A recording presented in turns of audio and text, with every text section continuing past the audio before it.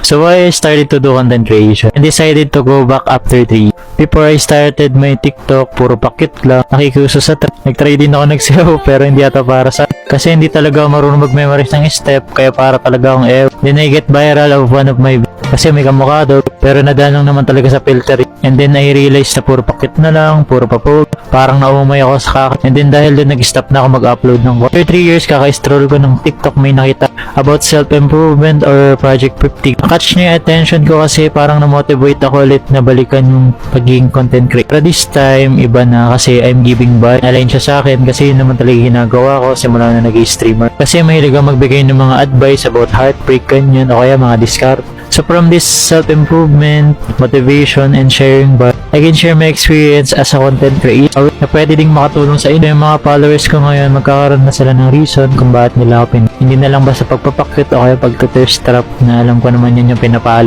Sa totoo lang, mahihain naman tayo. Nanginginig pa nga yung tuhod ko pag nagsasalita ako sa harap ng maraming tao. Siguro takot lang talaga ako ma-judge. Pero kung mag-stay ako sa comfort zone ko, wala talagang mangyayari. Aming opportunity masasayang dahil sa pagiging mahiya. I need to take this para ma-experience ko yung mga bagay na unexpected. Nakakatakot pero kailangan mo lang talaga subukan para malaman. Kaya kung ikaw, nandiyan ka pa rin sa comfort zone mo, try mo lang, huwag ka matakot. At ilang beses ka pa mag-fail, ang mahalaga kasi dyan sinubukan. You never know, baka dyan ka magiging masaya.